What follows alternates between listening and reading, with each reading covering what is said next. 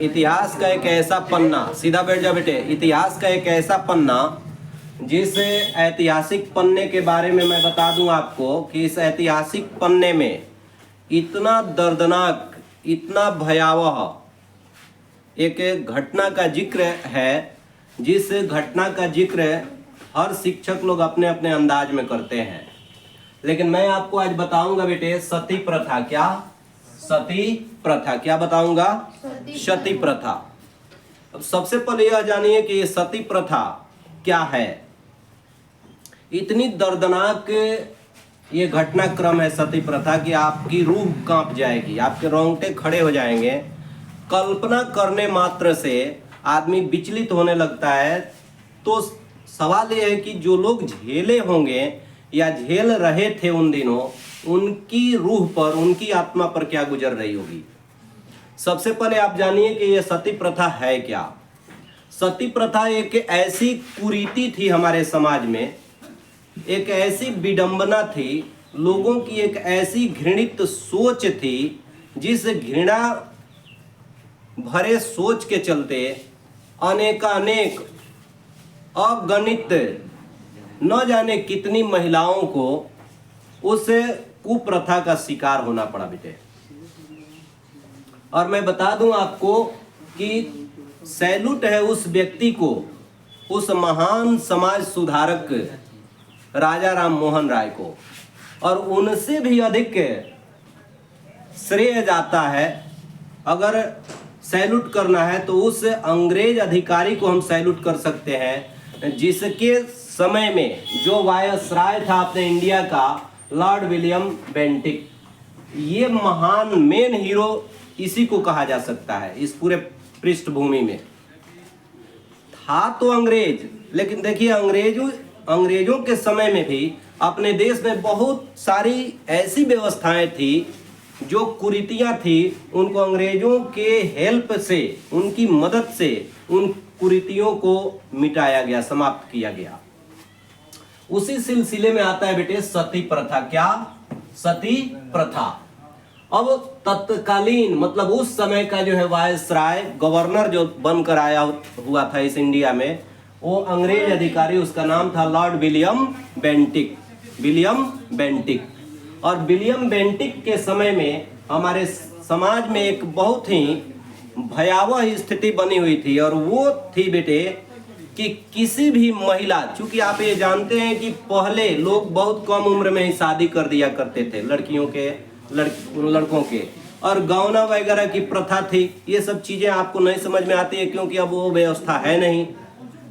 तो कम उम्र में शादियां हो जाती थी, और 7 साल 9 साल 11 वर्षों के बाद जो है उन लड़कियों का जो है गौना किया जाता था, एक व्यवस्था थी। और तब वह लड़का जिससे शादी होती थी वह आता था और विदा करके अपने दुल्हन को ले जाता था। आज की तरह व्यवस्था नहीं थी कि शादी किए और सुबह भोर में अपनी दुल्हन को लेके चल दिए, ऐसी व्यवस्था पहले नहीं थी। तो बेटे कम उम्र में शादियां हो जाती थी, और किसी कारण बस जिस लड़का से उसकी शादी हुई है उस लड़की की, और किसी कारण बस असमय काल कलवित हो गया। अगर वह लड़का असमय काल कलवित होना मतलब क्या? मृत्यु को प्राप्त कर जाना। मतलब उस लड़की से अभी उन दोनों पति पत्नी का मिलन तक नहीं हुआ, अभी अब वो लोग अपना होश संभाल रहे होते थे, तब तक किसी कारण बस अगर उस लड़के की मृत्यु हो गई, घटना दुर्घटना हो गई, कोई सांप ने काट लिया, कुछ भी हो जाता था। अब ताउम्र बेटे उस लड़की को विधवा बन के रहना पड़ता था।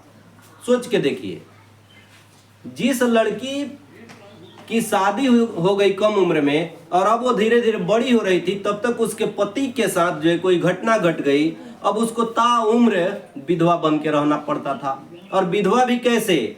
आजकल की विधवाओं की तरह नहीं। आजकल की तो औरतें अगर कोई मतलब उसका पति भगवान न करे लेकिन मर जाए, अगर मर जाता है, तो लोग सारा साल लगभग श्रृंगार करती हैं, मतलब सिंदूर को छोड़कर। लेकिन पहले का विधवा बनना बेटा वो एक श्राप से कम नहीं था।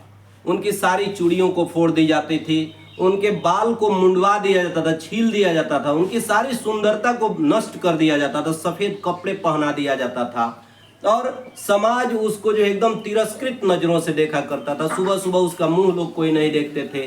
मतलब ऐसा लगता था कि वो अभिशाप भरी जिंदगी को जी रही है। कल्पना करिए कि उस लड़की पर क्या गुजरता होगा। शादी मात्र हुई और जब विधवा हो गई अगर किसी कारणवश, तो ताउम्र उसकी जिंदगी ऐसे ही नर्क बन जाती थी। इससे भी खतरनाक एक व्यवस्था ये थी बेटे कि ये सती प्रथा, ये व्यवस्था बहुत ही खतरनाक थी। सपोज कीजिए इसमें होता क्या था कि अगर कोई पति, किसी औरत का पति मर जाए, तो समाज के कुछ ऐसे लोग थे जो समाज सुधारक का ठेकेदार कहलाते थे बेटे। वो लोग जबरदस्ती उस औरत को, पहले तो ऐसे कहते थे कि चलो तुम अपने पति के साथ सती हो जाओ। अब इस व्यवस्था को समझना है बेटे। मतलब जो चिता जलते रहती थी, धू धू करके एकदम चिता जब जलने लगती थी, तो पहले उस औरत से कहा जाता था कि तुम भी इस चिता में अपने पति के साथ बैठ जाओ जिंदा।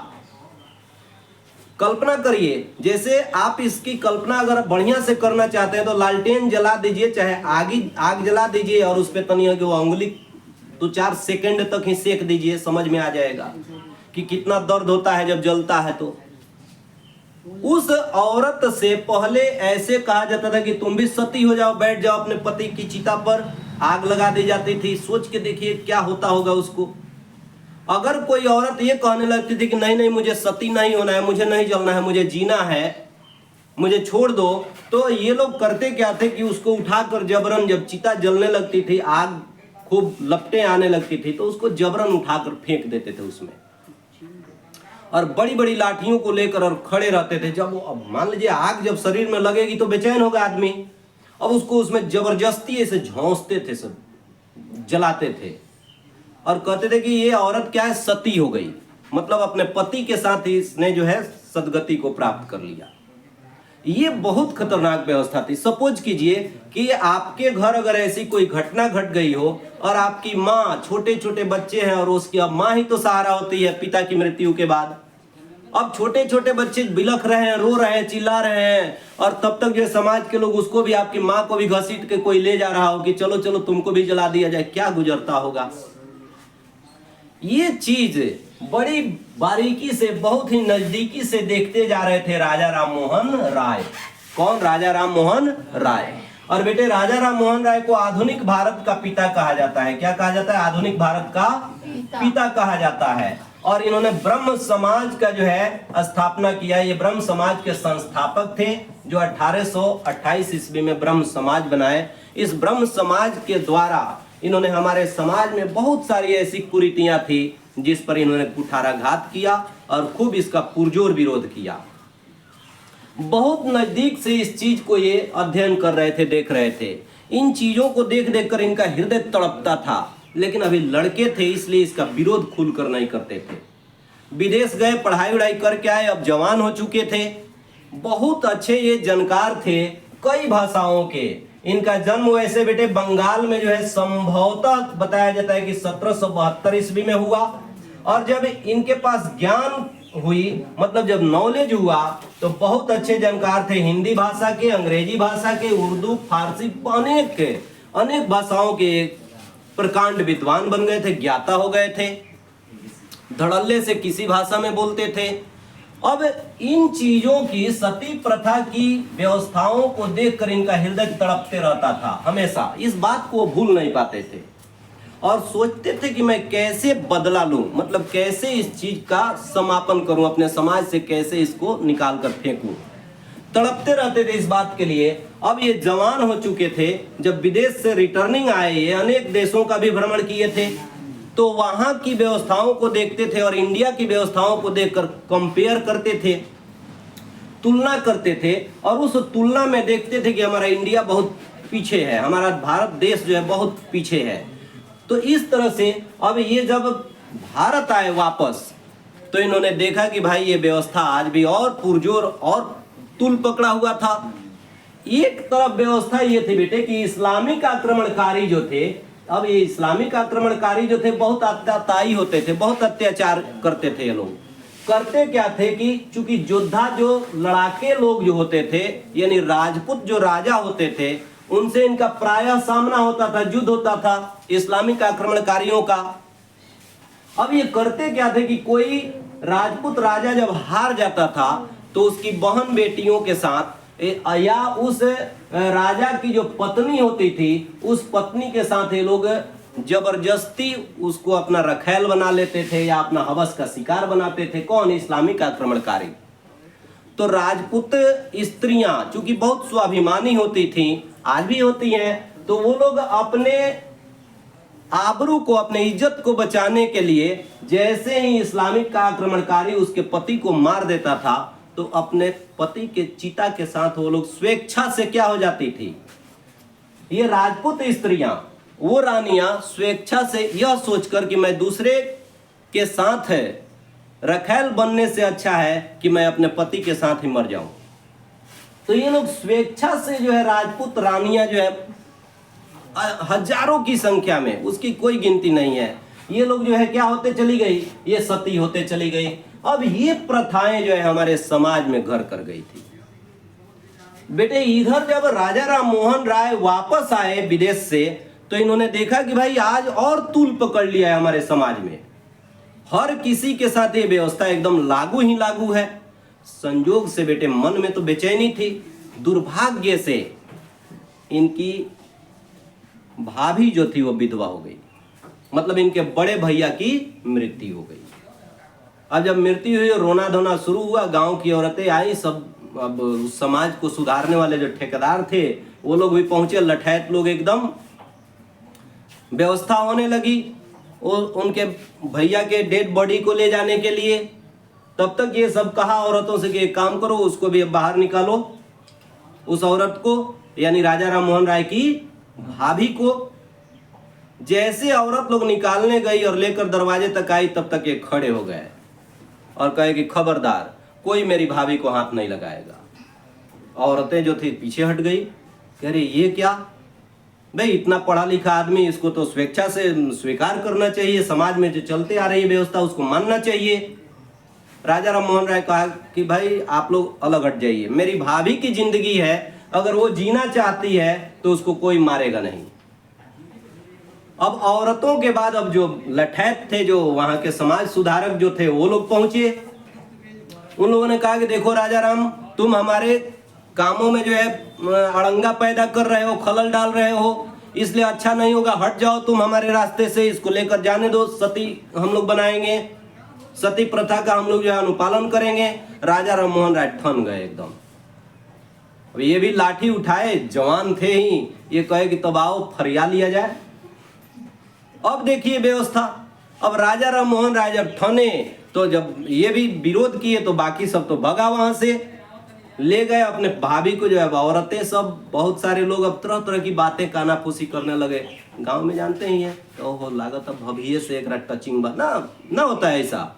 औरतें भी तरह तरह की बात करने लगी, ये बोले कि कोई बात नहीं, तुम लोगों को जो कहना है कहो, मुझे कोई प्रॉब्लम नहीं, आई हैव नो प्रॉब्लम, हाँ मैं अपने भाभी के साथ हूँ, कोई दिक्कत नहीं है, लेकिन मेरी भाभी मरेगी नहीं, इसको जलाया नहीं जा सकता है मेरे जीते जी, वो भी जिंदा। इसका पुरजोर विरोध किए बेटे, और यह बात तूल पकड़ लिया। और जब बात तूल पकड़ा तो अब अपने, चूंकि भारत का जो है लॉर्ड विलियम बेंटिक क्या था, तो वायसराय था, इसी के देखरेख में यहाँ का जो है कानून व्यवस्था संचालित हो रहा था। अब ये तूल पकड़ा मामला और उसके न्यायालय में, उसके कोर्ट में मामला चला गया, केस हुआ, और कोर्ट में जब मामला गया तो ये लोग जो है अपना पक्ष रखे। कौन लोग? समाज में जो सती प्रथा के पक्षधर लोग थे, जो लोग उसके मानने वाले लोग थे, उन लोगों ने लॉर्ड विलियम बेंटिक से कहा कि हजूर हमारे यहाँ व्यवस्था चलते आई है और उसका इन्होंने विरोध किया है, ऐसा नहीं होना चाहिए। जब राजा राम मोहन राय से पूछा लॉर्ड विलियम बेंटिक कि आप बताओ क्या प्रॉब्लम है, व्हाट्स योर प्रॉब्लम, राजा राम मोहन राय खड़े हुए, और चूंकि अंग्रेजी के बहुत बड़े ज्ञाता थे, अंग्रेजी में जो है अब उस जज से, यानी जो राजा बना हुआ था, कौन? लॉर्ड विलियम बेंटिक, उससे कहे माई मेजेस्टी, एज श्रीमान। अब बड़ी बारीक शब्दों में उसने प्रयोग किया कि सपोज दैट, आप कल्पना करिए कि आप मर चुके हैं, अब उन्हीं को लपेट रहा है, देखिए कैसे करे कि श्रीमान सर आप कल्पना करें एक बार कि आपकी मृत्यु हो गई है और आपके छोटे छोटे बच्चे हैं, आपकी पत्नी आपकी डेड बॉडी से लिपट कर रो रही है, आपके बच्चे बिलबिला रहे हैं, चीख रहे हैं, रो रहे हैं, पूरा माहौल गमगीन है, और उसके बाद आपको ले जाकर अब जो है जो व्यवस्था है चिता पर सजाया जा रहा है जलाने के लिए, और इसी बीच आपकी पत्नी को आपके बच्चों से छीन कर, झपट कर, बच्चों को अलग करके और आपकी पत्नी को ले जाकर जिंदा उस जलती हुई अग्नि में अगर फेंक दिया जाए तो कैसा लगेगा सर? ये कहा हाँ ऐसा, ये कहा कि यस दैट्स इट, ऐसा ही होता है हमारे समाज में, औरतों को जबरदस्ती जला देता है सब। उसने कहा कि अरे भाई ये तो मर्डर है। ये कहा यस सर। ये क्या है? ये कोई सिस्टम नहीं है, it is not a system, but ये क्या है? इट्स ये मर्डर, और दे आर मर्डरर। ये सब क्या है? मर्डरर है, ये हत्यारे हैं। और लॉर्ड विलियम बेंटिक को ये बात बेटे समझ में आ गई। वो कहा कि अरे बाप रे, ये तो बहुत खतरनाक काम करता है। लाओ कलम किधर है रे भाई? कलम उठाया, जज की कुर्सी पर था वो, कलम उठाया वो, और समय चल रहा था बेटा 1829। 1829 में जब इसका पुरजोर विरोध किया इन्होंने, कौन? राजा राम मोहन राय ने, इसमें डिग्री हुई। लॉर्ड विलियम बेंटिक को अपनी बात समझाने में काबिल रहे, सक्षम रहे, और 1829 में उसने कलम उठाया और एक कानून लिखा, उसने बनाया। कहा कि जाओ राजा राम मोहन राय, आज के बाद भारत में कोई भी पति मरेगा, अब जीवन और मरण तो किसी के हाथ में नहीं है, वो तो स्वाभाविक है, जिसने जन्म लिया मरेगा। तो जो भी पति मर जाए किसी की भी, अगर किसी ने भी जबरदस्ती किसी औरत को ले जाकर उसके चिता में जलाने की कोशिश भी किया, जलाना तो अब दूर की बात है, अगर कोशिश भी किया तो उसको क्या 302 दफा के तहत फांसी की सजा दे दी जाएगी इन लोगों के लिए। अब जब ये लोग सुने कि बाप रे बाप फांसी की सजा, ये कौन अब भोगेगा? इसलिए अब इस तरह से ये लोग डरे और हमारे समाज से बेटे इतनी बड़ी कुप्रथा का जो है अंत किया। सच में किसने? लॉर्ड विलियम बेंटिक ने, जो कि अंग्रेज गवर्नर था। और कोशिश भरपूर किन्होंने किया बेटे? आधुनिक भारत के पिता कहलाने वाले, ब्रह्म समाज के संस्थापक, बंगाल में जन्म लेने वाले वो महान व्यक्ति, जिस व्यक्ति का नाम क्या था? राजा राम मोहन राय। इस तरह से आपने देखा सती प्रथा। ये आपके सिलेबस से, यहां से लेके आपको ग्रेजुएशन तक आपका ये सिलेबस चलता है, ठीक है।